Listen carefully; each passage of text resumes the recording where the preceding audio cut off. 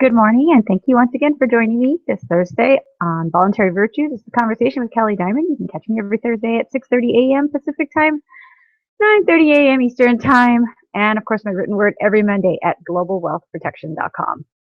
Okay, so got into a discussion about the wonderful virtues of having a military and how there are necessary wars, and and we need this kind of intervention. And it's funny because I do agree with the utility of using or reducing foreign policy to individual policy, because then it shows truly what you would do as a person and how feasible you think that really is, or how realistic that is, right? And so when discussing this, the conversation got reduced to the individual level, and it went from talking about World War II and the necessity of the United States intervention to, okay, well, what if you knew that the neighbor across the street was beating his wife and kids? What would you do? Wouldn't you go in there and storm that house and beat the crap out of the guy who's abusing his family? I thought to myself, no. See, that just seems, to be honest, it seems like a lot of risk and a lot of work. And I mean, I don't think I don't think that's a shitty thing to say. I think it's real. I mean, if you really did look across the street and you knew that there was an abusive situation there, right? Would you go in and beat the crap out of the guy doing it? In a stateless society, you would be within your rights to do something along those lines to help defend a defenseless person. Defense is the acceptable context under which engaging in violence is tolerated and is excused.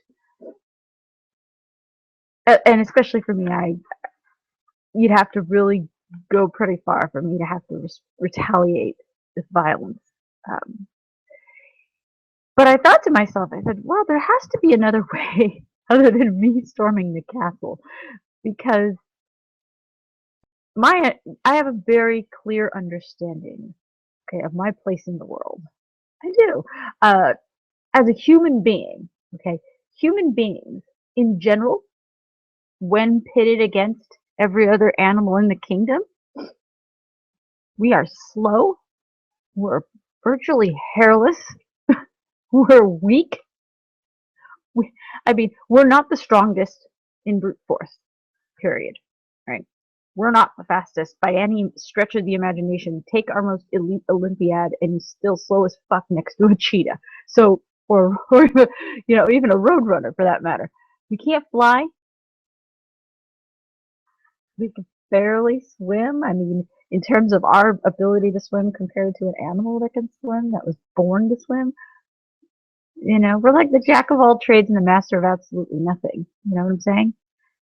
That's who we are. I mean, physically, what gives the human being that edge then? Or how the hell did we end up at the top of the food chain? And how the hell did we end up surviving at all, given our misgivings and shortcomings? And I would say reason. We have the ability to plan. We have the ability to have foresight. We have the understanding of cause and effect. We can formulate ideas that have future implications. We are not simply reactionary, right? As human beings, that's pretty much what got us to where we are. Ideas and plans, a thought, and an execution of it. Living smart rather than living hard. So, you go back to the scenario of the abusive family. And I thought to myself, what would probably be better for everybody? Well, I'm not particularly concerned about the abuser, mind you. But what would probably help in this situation would be to remove the victims from the household. and say, look, come to my house.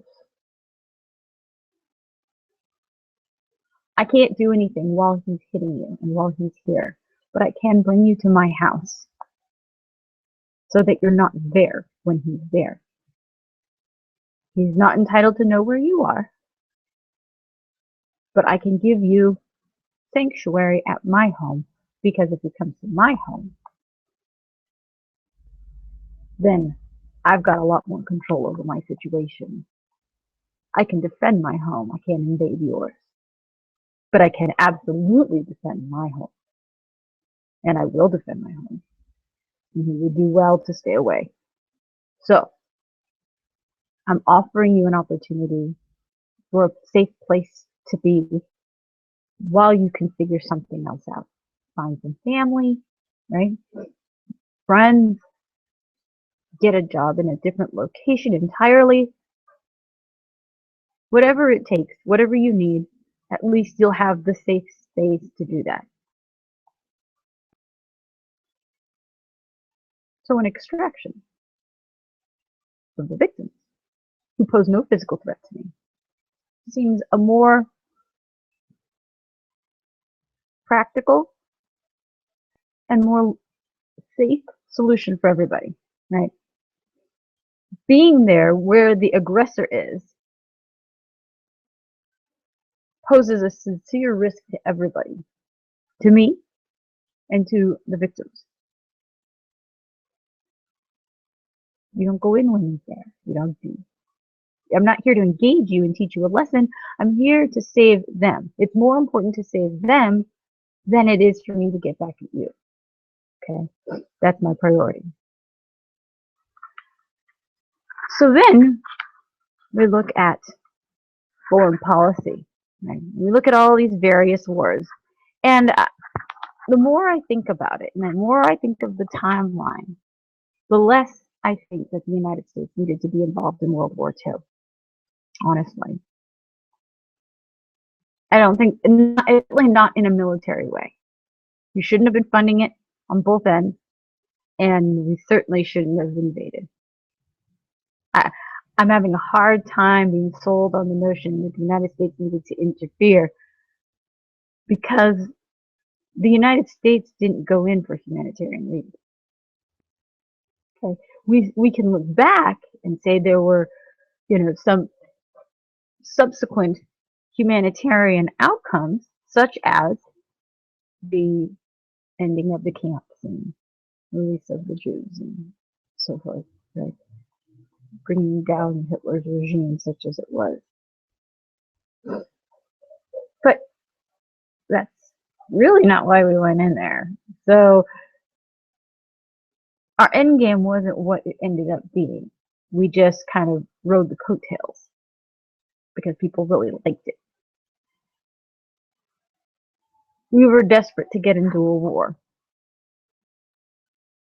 We provoked Japan. Japan said they were going to attack. We didn't engage in some sort of diplomatic talk. We ignored their diplomacy. We ignored their efforts to talk on purpose so that they would bomb us. We would feel justified, waited for the war to come to us. We went in. Right? If we were just all about killing Hitler, we would have gone in and killed Hitler. The same is true with Bin Laden. Okay? Sketchy story around his life and death, but nonetheless, if it was really that big of a deal to bring him down, we didn't need to invade Iraq, right? No. You get rid of Mark, you go find the bastard and you kill him. You say, you're fucking crazy. You have no business leading a country of people. Get the fuck out. Who's next? Nobody? All right then. Clean your shit up. And you go home. But the amount of blood and treasure that has been invested in our wars in the name of humanitarianism is nonsense.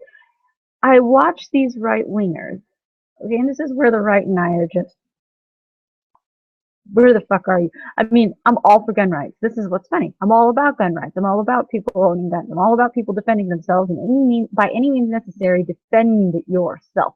But do not go out and preemptively start killing motherfuckers because you feel threatened by them or you don't like them. Okay? So, not about the preemptive offense. I'm all about the defense. So, I'm all about whatever it takes, arming yourself and whatever it takes to defend yourself. Period. Okay, so we diverge on that. When I listen to how conservatives talk, it's really interesting because on the one hand, they really, really care about the poor, oppressed people of the Middle East. Poor people. Poor people indeed. So, they're asking. There have been countless requests for some sort of amnesty or some sort of sanctuary to come here to the United States. Countless people from the Middle East have asked, and countless people have been turned down. But I will tell you that not in the sexual sense, but in the functional sense, human trafficking has saved more people's lives. Okay, I'm not talking about the sexual aspect of it. I'm talking about smuggling people. The mere function of smuggling one person from one place to another, human smuggling, has saved more lives than any infantryman. The end. Net, more people have been saved through human trafficking efforts. Okay. World War II alone, 3 notable people. Not to say there weren't more. Okay, there absolutely were. I believe it. I'm just going to accept the fact that these are just 3 that I know. One was a Japanese bureaucrat, not a diplomat, not a man of great standing. And Japan is notorious for its bureaucratic red tape, so this man was merely one layer of tape in a thick layer roll of tape. Okay, but Chinue Sugihara happened to be in charge of approving and processing visas.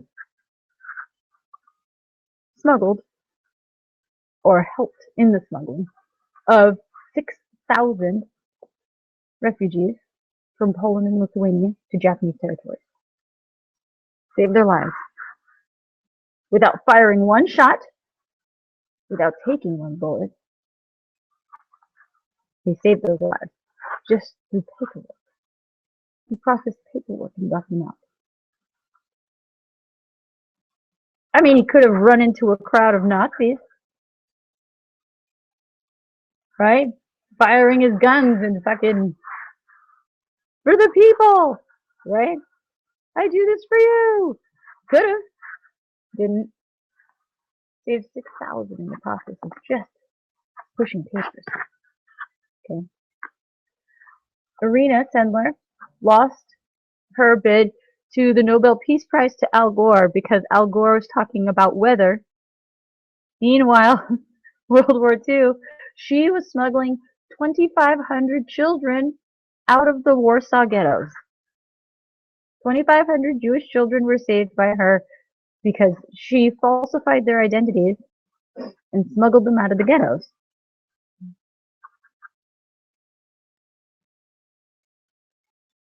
$2,500 kids. Not to say that she didn't have any help, but she organized the thing. That was on her. She was the one that got caught. She was the one that got tortured. Okay. Father Hugh O'Flaherty was working in the Vatican, didn't wait for the approval of the higher-ups, felt a higher calling apparently, and saved 6,500 Allied soldiers and Jews by smuggling them through the Vatican because the Germans wouldn't invade or attack anybody in the Vatican. So if they could get out and get to the Vatican, they had sanctuary, and he would smuggle them out. And apparently he was a master of disguise, which is kind of awesome. One father's initiative to just smuggle people from one place to another. This is not me leading up to an advocacy for human smuggling, okay, and human trafficking. That's not the point. Functionally, that's what it is. But functionally, there is also another component, and that is open borders, right? Welcoming you into my house and saying, get out of there, come here, and figure your shit out makes more sense than me going in and invading your home. As a singular person trying to make a difference in any situation, offering sanctuary makes more sense than invasion.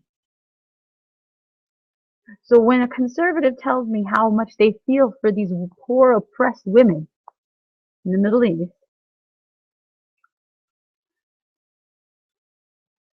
but at the same time believe that we should have these strict border laws and 5-year to 10-year long processes for naturalization, getting a visa, I have to wonder if they really do believe in the humanitarian aspect or not, or if they really are FDRs looking for a war. If all you ever have is brute strength, it's a short-lived act of whatever humanitarian effort you think you're engaging in. They're playing with numbers. It's a play on numbers. When you were sent to war, if I send in 100,000, there should be at least what? 50,000 should get through. You know, fingers crossed. And then of those 50,000, if they could just effectively invade this and take down that and this, why? Why are we destroying homes over this? Why are we destroying lives over this? Why are we killing innocents? So that we can do what?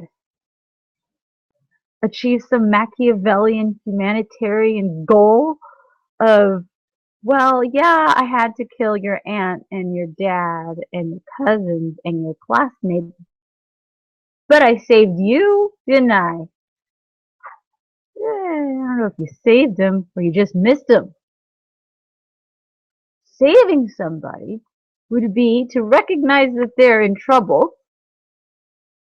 and getting them out of trouble. Example, child is about to get hit by a school bus whose brake lines are broken. Holy shit, what do?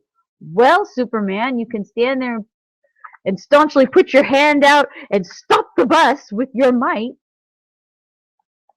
Or you could push the kid out of the way and let the bus go. When you see somebody in trouble, you get them out of the way of trouble. That's saving their life. You're falling. I catch you. I take your arm and I pull you up.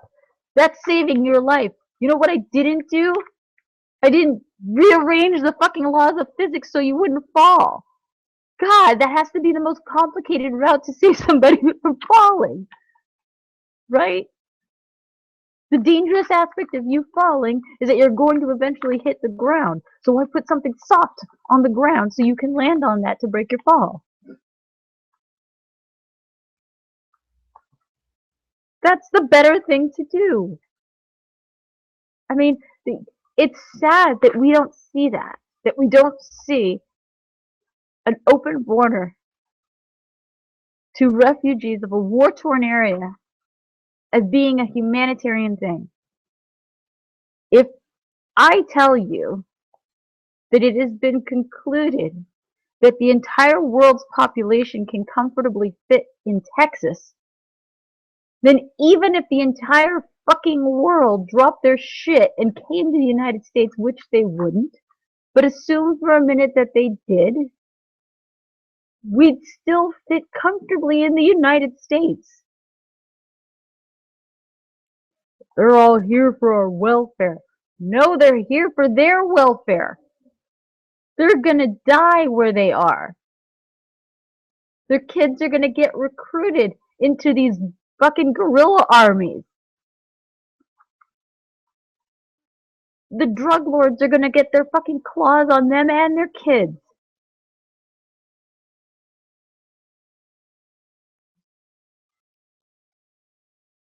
I don't want to invade Guatemala or Honduras. I don't want to kill more people, more Americans, so we can kill more Guatemalans, so that we could teach, the Juarez family a lesson. We're not going to teach the Juarez family a lesson.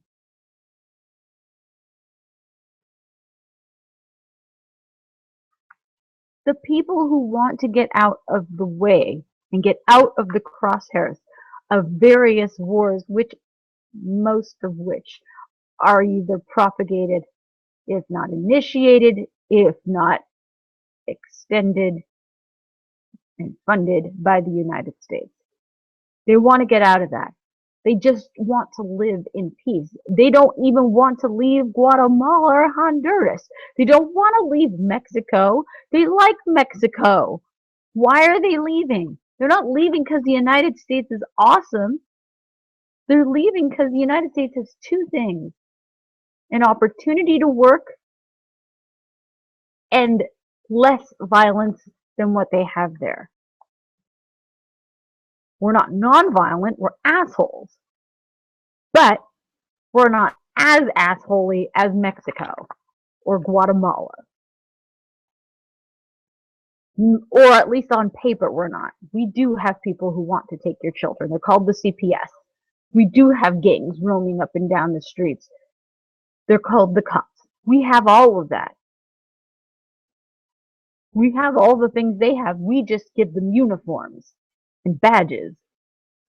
So they think it's different. But whatever their perceptions are of the United States, if it provides them a sense of safety or security from the circumstances that they're leaving, which have to be far more dire, why? It has to be so dire that they're willing to be a criminal in another country. Getting caught by the police and the immigration people in the United States is still a better option and an easier risk to handle than continuing to live in their country. And you're saying they're here for the welfare? That they would be better off if we bombed them and invaded them instead? Make their homes safer so they don't have to come here. That's literally what you're saying when you advocate that we go have a war rather than provide sanctuary while the assholes lose their tax base and their serfs. You can't be a ruler of a country without anyone to rule. If you get enough people out of there, you start to lose whatever influence or power you have, because you have no one to do your bidding.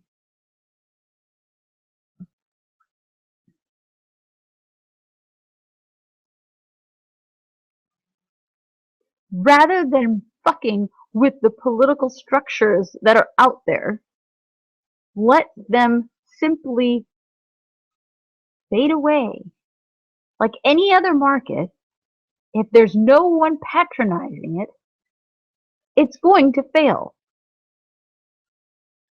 So if you have a Saddam Hussein, okay,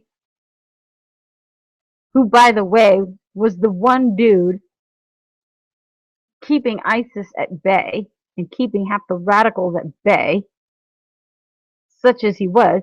I mean, you've got a German Shepherd watching over the pit bull, right? I mean, they're both ready to fight and tear each other apart. One of them has demonstrated that they're the alpha by a small margin, and so the other stays just keeps its distance. Well, he just shot the German Shepherd, so now you've got the pit bull running all over the fuck. Okay, You've got a different asshole out there now. I don't know if it was any better. But rather than screwing around with the political structures of a country, right? Tearing it down and thinking you're going to rebuild it into something fabulous, you're not, right? Let the people out. An abuser has no one to abuse if you take their victims away.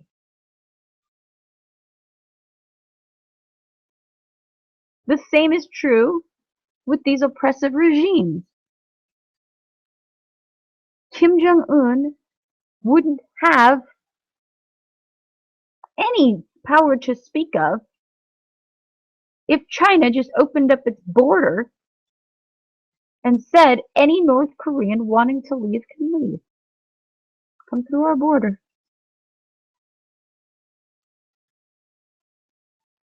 Worst case scenario. Worst case scenario. You're not eligible for any Chinese benefits, like social programs. There. But now you're not going to, and the only way you're going to do that is by starting to commit, identity theft and crimes to try and get on the dole. But if you just need to get out, get the fuck out. We got plenty of land. Go run off into the hills or whatever the fuck. I'll open the border, and China will let you in. Whether North Korea will let you out is a different story. But if you can find your way into China, will just open this shit up. If you want to start applying for, for citizenship or a work visa or whatever here, you're welcome to start the process. We'll give you we'll give you refugee status, and you can submit that as why you're here in the first place and play by our rules, right? I mean, it's I'm not eliminating the state here. I'm simply saying that by opening your borders, you've provided a humanitarian option that never once required the firing of a single bullet to North Korea. Same with the United States opening up its border to Mexico. Look, come here and work. I would love it if you'd work. Maybe some of our Americans will learn a fucking lesson and a trade from you. Come here and work. Right? Open up the border. I'm giving you refugee status. You can work with refugee status. You can work. And you can be here.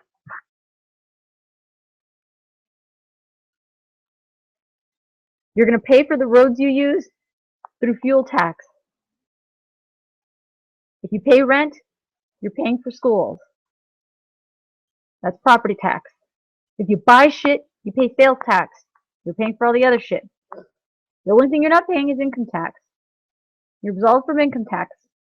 You're not paying for our military. You're not an American citizen. You're not doing all the American things. You don't have the American privileges other than whatever the Constitution grants you as, as your civil liberties from oppression or whatever. Whatever. Come up with something. Or just write their fucking, shit, when my great-grandparents got here, they wrote their fucking name down, gave them a TB test. You don't know your name? You don't know how to spell it? Fuck, we'll translate and give you one. There you go. I don't understand why it's such a process. And I understand. Everybody's afraid that people are going to come in and just, the next generation of, fine, the generation that's coming in isn't going to want to take your welfare, but it's their lazy-ass kids that are going to want to do it. Okay, fine. Get rid of the fucking programs then. They're not nearly as humanitarian as just letting them migrate. Giving somebody food stamps and giving them a fish rather than teaching them how to fish is hardly a humanitarian act. The humanitarian act is to teach them to sustain themselves. The same way, it's a more sustainable solution to open up your borders and give them a place to live safely. Giving them an opportunity to live free from dependency and free from fear is more humanitarian and in the long run more practical and sustainable than giving somebody a check, giving somebody anything, or invading their fucking country.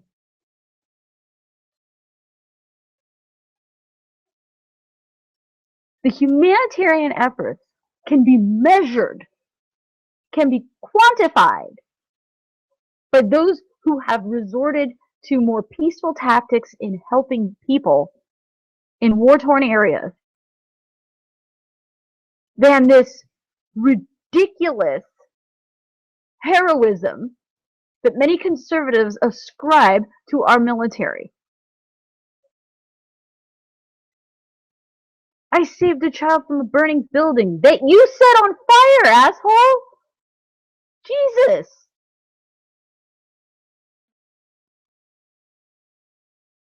If I wasn't there, this child would be dead. If you weren't there, the child wouldn't have to fear for his life in the first place. You're the aggressor. You're invading their country. You've introduced new levels of violence they didn't have before. Just like every other act perpetrated by the American brute squad, whether domestic or foreign, you introduce violence where there once was none. You escalate violence where there was violence. How is this humanitarian? How is any war ever considered a humanitarian act? Unless you're defending yourself. So, in the case of the Iraq War, in the case of the Afghani War, in the case of the Syrian War, the people who were defending their fucking homeland were in the right. Regardless of what they represent, whatever ideas of governance they represent, they were right to defend themselves.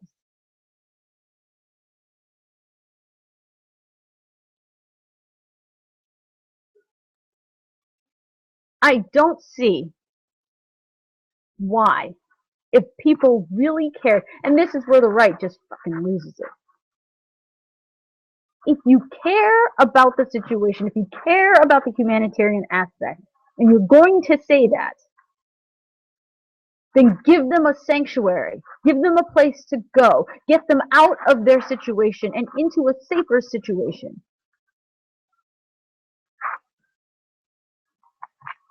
It makes no sense to go in and create to continue or to exacerbate their already unsafe situation at home. That's like me going to the abusive household and telling the dude, don't you ever let me hear about you beating her again. And then I walk out.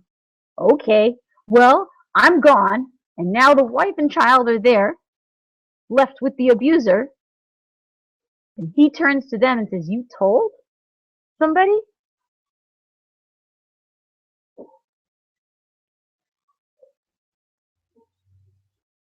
And teaches them a lesson. No, you don't leave them with that kind of consequence. You don't create a situation where they're now in trouble for what you did. You get them out of trouble entirely. That is the humanitarian thing to do, as demonstrated by at least the three heroes. The heroes, heroic, using their means to be able to smuggle people out of a horrible situation by the thousands. Combined, we're looking at, what, 12, 14, 15,000 people. 15,000 people. A small town was saved by 3 people. Like, lives were saved. Quantifiable. By not even firing a single bullet.